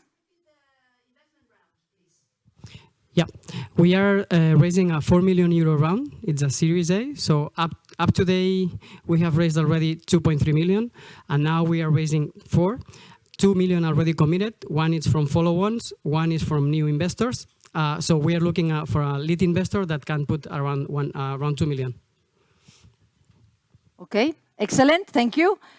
Thank you so much to Ivan Caballero and City Beats. And obviously to Sergio Pérez Merino, sitting there and asking all the questions. Sergio, confess, how many of the sweeties have you? I just had 2 or 3. They're delicious to, recover. Open your box, everybody. Have some sweets, because we have the last 3 startups. The last 3, and I'm not going to say we leave the best for last, because the 8 of them, they're all good. But there's 3 more, and just sit down, relax, and wait and see. They're coming. The last 3, okay? Important investment decisions, like which startup to invest or which home to buy, should be taken carefully, analytically. Pictures always show an amazing property, but 5 seconds after opening the door, it doesn't feel right. Real estate professionals know this, and they need tools to optimize their commercial processes and transactions. In today's COVID world, more than ever. And it's not easy, until the next startup came along. They can virtualize over 70,000 properties. No wonder they receive over 2 million virtual visits every month. Let's find out how it works from Martín Morillo. He's in Barcelona, and he's the partner and CMO at Floorify. Martín. Thank you very much, Elena, for the... Yeah, can you hear me? Yes, perfectly well. Okay, cool. Thank you very much, Elena, for the presentation. And okay, yeah, I'm Martín. My name is Martín. I'm a Floorify CMO. We are a software as a service technology company offering virtualization solutions for the real estate sector. The main problem that we are solving is selling and renting properties, which requires selling and renting properties, requires many physical visits, losing agents and clients' time and generating frustration in over 70% of the cases. The solution is selling and renting properties through virtual visits, reducing physical visits over 70%, which means that if you normally needed 20 physical visits to sell or rent a property, now you need 5. We could click into and I could show you a virtual tour. It looks like the 3D render. It runs on Chrome, on website and on mobile phone. And we could be walking through the property, right, and seeing every inch of it. Now, for technical reasons, we can't, but if you go to our website, you will see it on the first click as a show example. We'll go through the product anyway later. Regarding the way it works automatically from a simple 360 capture that a technician or a real estate agent can do. These pictures are automatically uploaded into our software, into our cloud, and we automatically generate all the content that you want to sell a property. By this, we mean the virtual tour, so you can walk through, the 3D render, so you can see it as a dollhouse, the virtual call integrated into the system, so we all can join the house and check it together, a measured floor plan, so you actually won't need an architect doing that floor plan, HD pictures, the video, and even multi-language automatic description. So basically, all the content that you wish to have to selling or renting a property. Our main clients, or our head-tail clients, let's say, are banks and funds. So we're talking about Blackstone, Anticipas, the leading banks and funds in Spain, and also working internationally since the last head-tail deals that we closed both in LATAM and some of them operating in the US and Europe. The value proposition to each is quite simple. So to real estate agents is increased commercial efficiency. There are cases of houses being sold without any physical visit, directly in the virtual tour. To banks and funds, the value proposition is increase the value of your portfolio. They call it insurance while still saving OPEX, because you will save millions from architects. For the portals and CRMs, so we are talking about Idealista, that you probably heard some news lately, Fotocasa, and leading portals.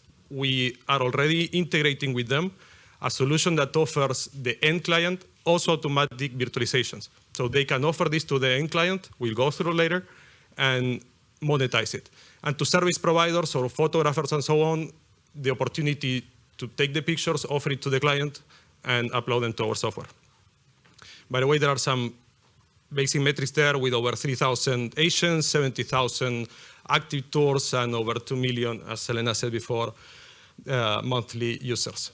So the product, on the left side, you will see the virtual tour generator that basically is a 360 picture drop zone that later you basically have to check which content you want to be generated. Obviously, if you're a bank or a large fund, this will be through API. On the right side, you see the viewer that we could be moving and walking through and sharing that call or visit with one-to-one or even one-to-many people, where only the host manages the moment. The dynamics here start to be new, and dynamics where the audience start competing in terms of like, I liked the property, I want a physical visit, or I want to make an actual offer because I'm seeing them compete. The product for the portals and the CRMs, it's pretty simple. It's an API. It's a drop zone area into the property file that the user can drag 360 pictures there, and the next thing is choose which content you want to be generated. For the portals, this is actually that benefits them because the more content you got, the more and the best that you have time into it, and obviously because you are generating all the content that they want you to put up there, just from, again, a simple 360 picture. The business model on the long tail are simple monthly or yearly subscriptions, right, related to how many active virtual tours you got. Then there are add-ons, like if you want the floor plan, that will be an add-on. If you want a 3D render, that will be an add-on. If you want the virtual calls, that will be a pay-by-minute add-on. In terms of the head tail, the business and the contracts, are related to yearly contracts, right? It will depend the price on the content that you want to be generated and how fast you want to virtualize your portfolio. Our current traction, we're talking over 50,000 monthly recurrent revenues with a revenue that obviously because of add-ons and additions is over 70. And growing, we are pointing down that obviously due to COVID, the acceleration, the adoption of the acceleration has been, the adoption has been accelerated, by years. So if by the beginning of the year we were working with 2 head-tail clients, now we are closing deals with 11, which means a pipeline of millions in the next year. And in terms of long tail, we multiply by 2 and by 3 our clients. We went from hundreds to 400, over 400 paying clients. That demonstrate mostly that we can scale and multiply in months without suffering. Our main competitors, we have on the top left Matterport, that is a competitor in terms of brand awareness mostly, and our philosophy here, or our thesis here, is niching, is going for the real estate sector. They are a broad solution. Our focus is helping the real estate sector with solution for them. By far, by the way, we differentiate ourselves from other 360 competitors because we're able to generate the 3D and way more features, like the one of the portals that you just seen, that's a totally exclusive, let's say, and no one has done it before. And by the way, regarding the portals, we are talking about Idealista, Fotocasa, closing deals in Latin America with Navet. I'm finishing. Time's up, time's up, you can hear me. We are talking about the market. Time's up, you can hear me. Okay, that's it. If anything, our current round, if I can mention it, our current round is of 2.5 million plus venture dev that has been almost confirmed.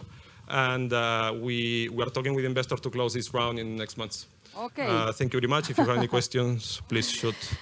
Are there any questions for floor 5, for Martín Morillo? Do we have any questions? I think I have one here.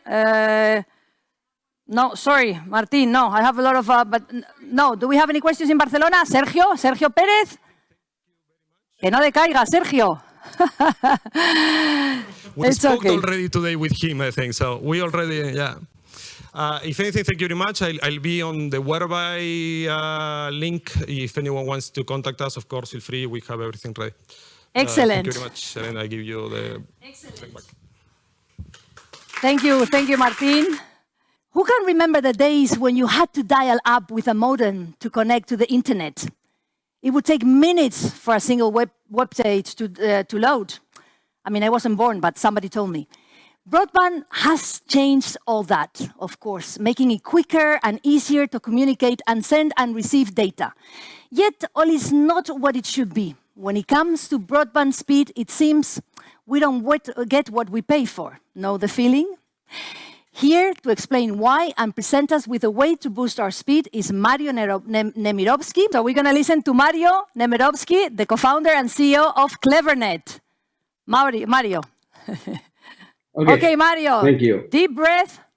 And when you're ready, start, and we'll give you your 5 minutes. So we are all listening, we are all ready, we are all ears.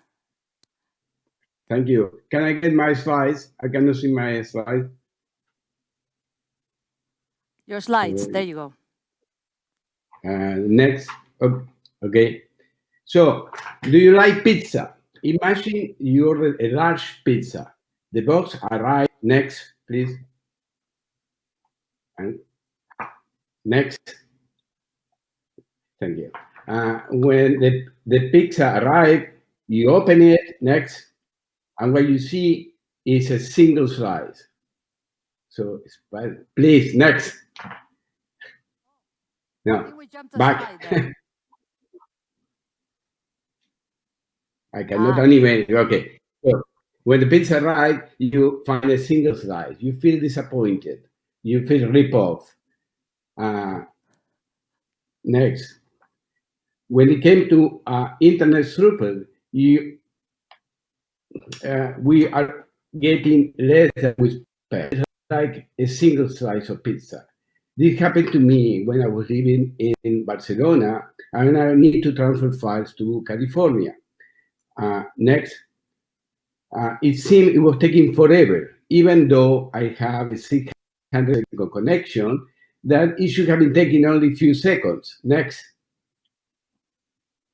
So I had to measure the actual transfer, and I really was surprised to see that I was getting only 30 megabits per second, only 5% of the actual contracted speed. It was getting a single slice. Why is this happening? In reality, what's happening is that transfers are getting capped by the latency and congestion. So next, on a single transfer between, okay, stay there. So in a single transfer between Barcelona and California, you can expect that your throughput will be limited to between 30 to 50 megabits per second, independent of the bandwidth that you contract. So if you bandwidth, it doesn't change. As a matter of fact, it will be like ordering a super large pizza next and getting in a super large box with the same size because of your throughput being next. I'm Marion Miroki, CEO and co-founder of CleverNet Inc. I have over 30 years experience as a computer engineer, and I have around 100 USA patents. These inventions is for a technology called simultaneous multithreading. Next. This technology is allowed to improve the performance of servers, laptops, mobile devices by allowing multiple threads of software to run simultaneously. It's like you will be driving and talking at the same time. Today, this technology is being used by manufacturers like Intel, NVIDIA, AMD, and the rest. Next. I realized I could take advantage of this concept and apply it to solve the bandwidth problem of the internet. Today, you can think of a CleverNet as the Waze or Google Map of the internet. Waze leverage the knowledge of the traffic information to provide you with the optimal route to your destination. We do we do the same. With our technology, we use, next please. Can you push next? Thank you. So with our technology, we use real-time internet traffic information to select the best path to get to your destination. Next. Today, Clever performance up to 5 times, which is great, but that's not all. We also provide next, and this is an animated, sorry for the, so we provide next. We provide better data security and keep pushing because that will pop up the next. Okay. We have better reliability, more consistency, and reduced jitter. But don't take my word for it. One of our customers, Simple Crowd, that's the studio behind animated movie Tadeo Jones, say that the internet boosted their speed by 10 times, making their SaaS offering possible. Speed issues are fundamental in many markets, like disaster recovery, SaaS backup, and large file transfers. I don't need to tell you how big the opportunity this is. In fact, global market size estimate that it's going to be $42 billion at the end of 2023. Next. We are in pre-deployment with a number of major telcos, including Telefónica, for annual revenues worth on several million of dollars of recurrent revenue. And it will soon be starting our Series A investment round to use it to speed up our go-to-market and grow our sales, marketing, engineering, and product teams. Next. Next.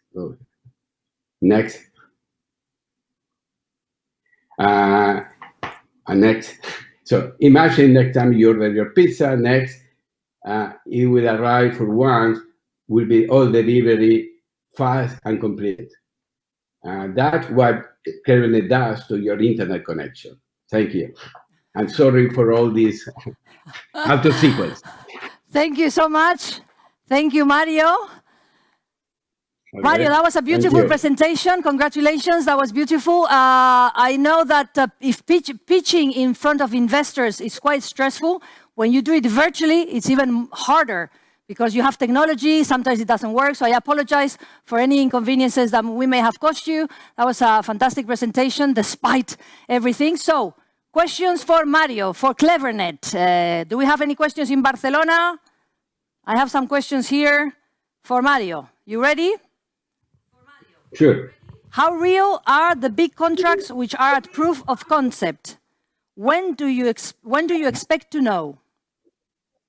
We do have several customers. We've been having the product for almost a year. When we are talking the large telcos, you know that telco moves slow, but we are in what I call pre-deployment. We are doing testing, and everything looks like we should have the contract within this year, calendar year. Okay. Or worst case will be Q1 next year. Q1. We have several of them. Q1 2021. Yeah. Is this right? It should have been, it should have been happening now, but the COVID slows down the contract. It's okay. Right? We are okay. Just wanted to know. We have a question for you, Mario, from Barcelona, I believe. Barcelona? Sergio. Yes. No, it's not Sergio this time. No. I have a question, yes. Could you please elaborate a bit of who are your clients and how you're approaching them and what's your growth strategy? Because Okay, so our clients are service providers. We go and sell through resellers and distributions. We did, and we still have some direct customers that we started to validate our technology. The few initial customers were direct, but now we go through partners, resellers, and service providers. Excellent. Thank you. Are you happy with that answer, Barcelona? Yes, thank you. Okay. We have to, that was excellent. Thank you, Mario. We have to continue with the last startup. So we say goodbye to Clevernet and we say hello to David Pena, the co-founder and CEO of People. David, you're the last one. So please take advantage of your 5 minutes, enjoy. And our audience, this is the last pitch. So bear with us. This is it. Go ahead. Great. Can I see the presentation? Sorry. Great. Okay, next slide, please. Well, imagine for a second that you are in a strange town like this. You know nobody there, and you are hungry. Most probably, you reach for your phone, open a site like TripAdvisor, and check out the best places to eat. So you may find a place like this. Next, please. Here is the Shed, which was one of the top-rated restaurants in London. But in this point, you can ask yourself a question. Can I trust these recommendations? Who made them? What kind of affinity may I have with those guys? Were they even made by real people? Next, please. You would do right making yourself these questions, because TripAdvisor has a problem and they know it. In 2018, they admitted finding 1.5 million fake reviews on their site. Indeed, the Shed itself was not a real restaurant.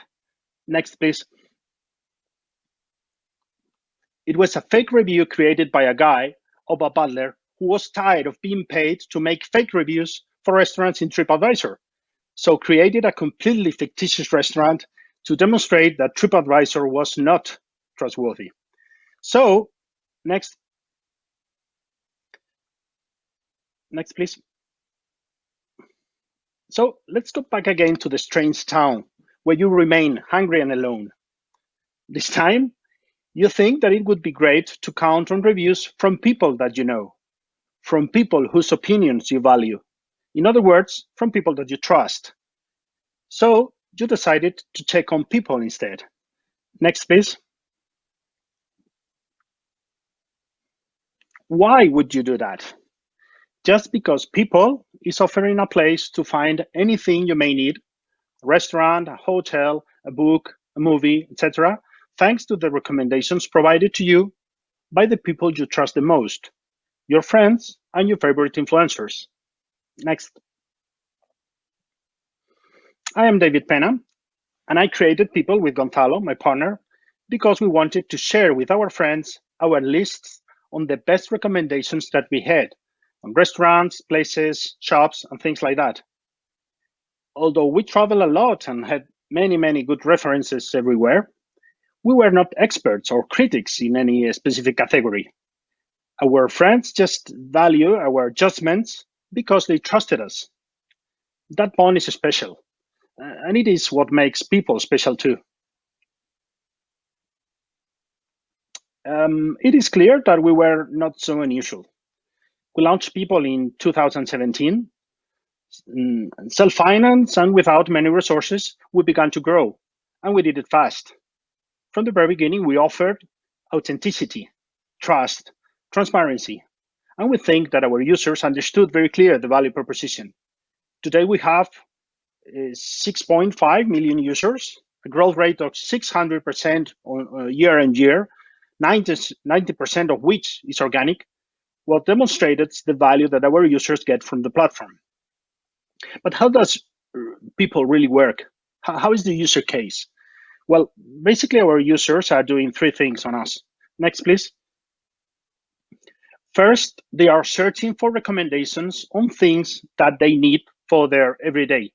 And always, they will take recommendations issued by people that they know already. Next, please.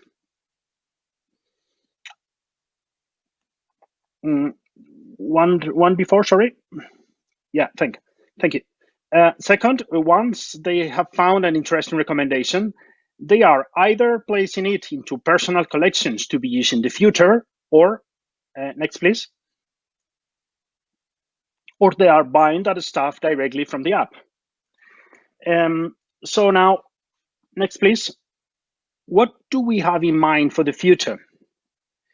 People is now in 21 countries, mainly Spain, Brazil, Portugal, Mexico, and LATAM, where we have so far more users than in Europe.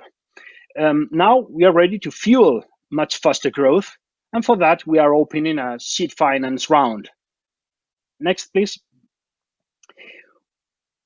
We need 3 million euros, which will be focused largely on marketing with some on product refinement too. And the final objective is completing our international expansion to conquer the world. First America and then Europe, and then Asia. Next, please.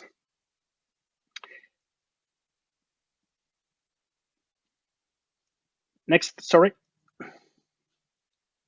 Yeah, so this is people and this is us. We invite you guys to come and talk. Let's form a relationship based on trust and make this happen. Thank you very much. Thank you so much, David. You were the last one, so I guess there's a few questions as well for you. I believe we can connect with Madrid. Madrid, there's Carlos, who's going to transmit some questions for people. Carlos in Madrid? Yeah. Hi, David. Hello. Hi, Carlos. Hello. Well, first of all, great pitch. So thank you so much for presenting. And I would like, well, I know people, and I would like you to explain us how you capture and attract the best influencers in the world as Dulceida, Pombo, etc. Thank you. Yeah, thank you, Carlos. Very good question. The influencers indeed has been critical for us. It was indeed the key issue for us to grow. We provide them with a double advantage. First, we help them to create a space to save their contents, something that they cannot do in their social networks. The social networks, Instagram, etc., are not good for finding contents weeks or days after it was published. So we help them to have these contents in a very safe place where the fans of the influencers can go and check for these contents months and weeks after they were published. And second, we are providing by this way with an additional stream revenue via. And well, that's basically why they are with us. We have right now more than 2,000 influencers working with us all along the territories where we are, in Spain, in South America, and well, they are basically the reason why we are growing so fast. Thank you. Thank you. Do we have any more questions from you, Carlos?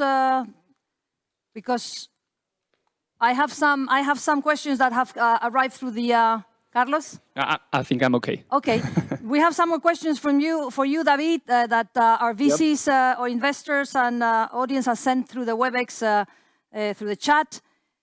Why is different from Facebook and WhatsApp group, and how do you monetize?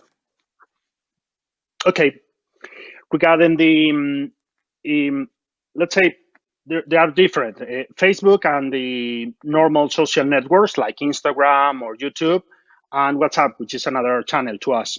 Regarding the first group, the big difference is that we are not creating a fear of missing out effect, because we provide the user with a place to maintain their content safe, which is something that you cannot do in Instagram or Facebook. There are channels promoting the daily creation of content and the daily consumption of that content, but they are not good to keep that content safe. For instance, if you see an influencer recommending a restaurant, and 2 weeks later after that you are in that city and you want to go to that restaurant, it will be very difficult for you to find that recommendation. In people, it's a matter of you are 2 weeks away from that recommendation. You just has to go to the profile of that influencer, click on his collection on restaurants, and you will very easily find the restaurant. And on top of that, you can click on a button that will allow you to book a table, for instance. This is something that you cannot do in Instagram right now. You have not that direct access to the information, that very easy way to find these contents, and that easy way to buy that stuff wherever it is. Regarding WhatsApp, is the, I don't know how is the word in English, asynchronization. If you need something, you can go to WhatsApp and ask your group for, hey, anybody knows a restaurant, anybody knows a book, I need a new TV show to see tonight, and you would obtain a result depending on who is listening to you at this moment. It is more or less the way the word of mouth works. Sometimes if there is anyone listen to your question, you will not receive an answer. To us, what we want is to solve that problem. We want you to receive a question in a question of seconds after you send your question. Hey, I need this, and you will receive results from all the people that took their recommendations to us. So that's basically the difference with WhatsApp. And the way we do money basically is through, we have two revenue streams right now. The first is affiliation. Every time a user finds a content or a product or a service in people, he or she can buy directly that service or that product directly from us. We have affiliation agreements with basically everyone in the world, Amazon, Expedia, Booking, and every time that purchase intention converts into a real sale, they pay us a little fee. And apart from that, we also run ads because we are creating literally millions of impressions on a daily basis. And we also do ads providing a wider assistance to our users to find the information they need.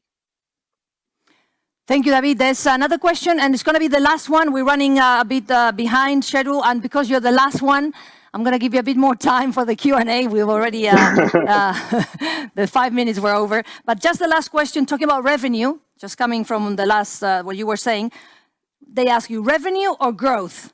Where is the balance for you right now? When will the balance tip towards revenue? Yep. We have always been a growth company, a growth-focused company from the very beginning. We understood that we are very B2C, and indeed the current structure of the team is divided into two departments, which is product and growth. So we are growth guys. We like growth, and we want to be focused in product and in growth, which is what we think we do best. The point regarding revenues is that we were absolutely aware from the very beginning that we cannot set up a B2C project without a revenue model.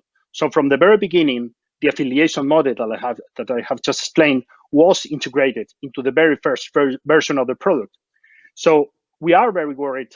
We are very concerned about revenues, and we are all the time introducing new ways of creating revenues. Now with ads particularly, we are in our way to be not profitable, but break even in a matter of 12 to 16 months, because it's a very scalable, autonomous, and international way to produce revenues without having a big commercial department. So we are on our way to do it, and we are now doing it because we found a way who allow us to produce revenue without jeopardizing our growth rhythm, which is what, as I said before, is our first priority. Excellent. David, thank you so much. That was the last question. That was our last startup. I say goodbye to David Pena, co-founder and CEO of People. And I say hello again to Marta Antúnez in Barcelona. I'm sure she has and she wants to send us a last message before we say goodbye. So, Marta, can you hear me in Barcelona? Hello. Hi, Elena. Hello from Barcelona. Can you hear me well? Go ahead, Marta. Yes? Go ahead. Okay. So yes, final messages. So, well, thank you very much for your participation, to all the people that are connected, and congratulate, really a big congratulations to all the panelists, to all the entrepreneurs, and to you also, Elena. No, I think you've done all a terrific job, and it's been really, really interesting. I'm very happy to be having been able to host this virtual event. Last message, hopefully next summer we'll be able to celebrate in-person Investors Day in Barcelona. So I want to invite you all to join us, to come, to be able to share, to network, to have some beers all together. And so we hope that we are able to do this event. And yes, now we will have the different whereby that where you will be able to connect. If you have like some more questions with entrepreneurs, I not really encourage you to do so. And yes, that's it. As I said at the beginning, it's very important that we stay in touch. So yes, don't hesitate to contact me for anything. Thank you. Thank you, Marta. Thank you. Just to close up, as Marta was saying, we finished with the round of pitches and the live event, but investors you receive through WebEx, there's 8 links. 8 links. Now you can connect to the startup you're interested in, you want to speak to them a bit more, ask more questions, just click on that link, and the startups, the entrepreneurs you just seen are ready to speak to you, to answer your questions in a more private one-to-one basis. So this is right now, as soon as we disconnect from here. Let's dream of the future, which is the present, and make innovation happen. Until then, we'll see you again in Wayra's Investment Day 2021. Take care and goodbye.